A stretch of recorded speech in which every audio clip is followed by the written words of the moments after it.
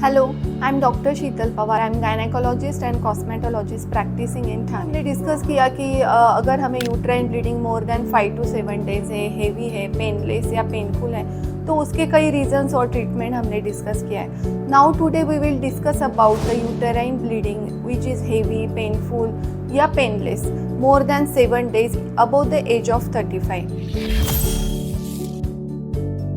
तो उसके कई रीज़न्स होते हैं, जैसे कि अगर हम कंसीडर करें तो ये एज में एक्चुअली ओबेसिटी का प्रॉब्लम हो सकता है. Due to the obesity there is hormonal imbalance in our body because there is a increase level of progesterone and decrease level of estrogen. So there are the criteria like there is anovulation in our obesity या फिर above the age of 35.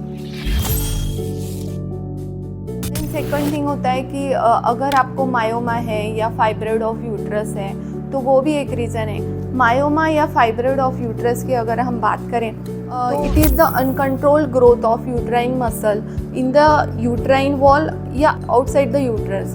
तो उसमें अगर fibroid जिसे हम बोलते हैं वो मोर देन 5 सेंटीमीटर है या फिर मल्टीपल फाइब्रॉइड्स हैं, तो किसी भी फीमेल को मोर देन 5 to 7 डेज ब्लीडिंग रहता है, जो कि हेवी होता है, विद क्लॉट्स होता है. अगर मायोमा जो है वो इंटरनल साइड मतलब एंडोमेट्रियल मायोमा हो तो काफ़ी ब्लीडिंग के कंप्लेंट्स होते हैं. सेकंड जो होता है वो आउटवर्ड जो ग्रोथ होती है उससे कॉन्स्टिपेशन, ब्लोटिंग या फिर यूरिनरी कंप्लेंट्स होते हैं.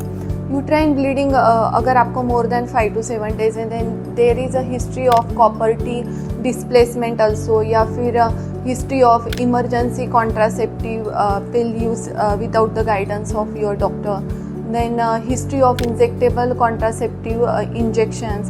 तो ये भी reasons होते हैं कि जिसकी वजह से फीमेल को अनकंट्रोल यूट्राइन ब्लीडिंग होने के चांसेस होते हैं. थर्ड होता है एंडोमेट्रियोसिस. एंडोमेट्रियोसिस में क्या होता है कि जो हम इंटरनल लेयर ऑफ यूट्रस बोलते हैं, जैसे कि मैंने बोला कि मायोमेट्रियल जो होता है, मायोमा जो होता है वो आउटर लेयर ऑफ यूट्रस होता है. तो वहाँ पे अगर फाइब्रॉइड की ग्रोथ होती है तो उसे हम मायोमा या फाइब्रॉइड कहते हैं. सेकंड होता है एंडोमेट्रियोसिस. एंडोमेट्रियोसिस में एंडोमेट्रियम जो होता है, जो इंटरनल लेयर ऑफ यूट्रस होता है, उसकी आउटसाइड द यूट्रस ग्रोथ होती है, मतलब लाइक ओरीज, एब्डोमिनल वॉल या फिर सर्वाइकल वॉल. तो उसमें अगर एंडोमेट्रियल ड्यूरिंग साइकिल्स ग्रोथ और शेडिंग होता है तो काफ़ी फीमेल्स को एंडोमेट्रियोसिस होने की वजह से अनकंट्रोल पेनफुल ब्लीडिंग होता है. If there is a heavy uterine bleeding then there are chances of adenomyosis also.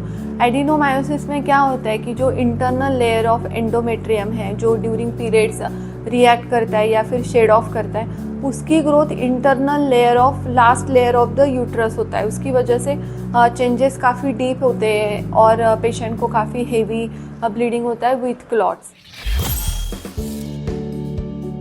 Then second होता है कि patient is unaware about the genital cancer symptoms.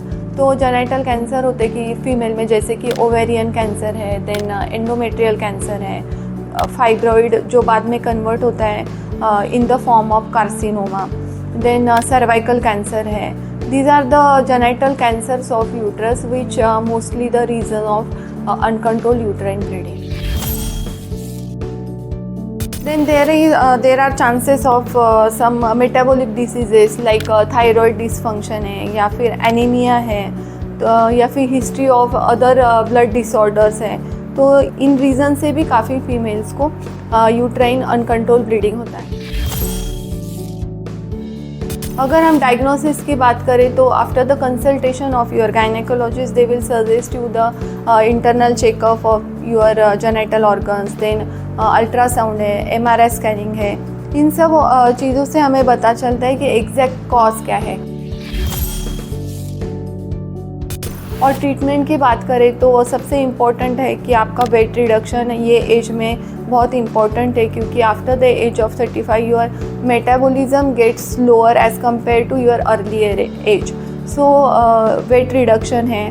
Second thing है कि good diet. Your diet must be healthy like it covers your anaemia, your nutritional deficiency. Third है कि आपको अगर ये सब हो रहा है तो डॉक्टर आपको एंटी हेमोरेजिक ड्रग्स देंगे या फिर एंटी स्पैस्मोडिक ड्रग्स देंगे, और फिर उसके अगर हम एडवांस ट्रीटमेंट की अगर बात करते हैं तो there are many agent to control your uterine bleeding if there are reason of fibroid है या फिर एंडोमेट्रियोसिस है या फिर एडिनोमाइसिस, तो उसमें हम हार्मोनल टैबलेट्स देते हैं या फिर आपको एक जो इंट्रायूट्राइन डिवाइस जिसे बोलते हैं कि मरीना जिसे हम बोलते हैं, तो we can insert the Mirena also to control your uterine bleeding, and the last chance if not controlled by any other method than the surgical reduction. Thank you.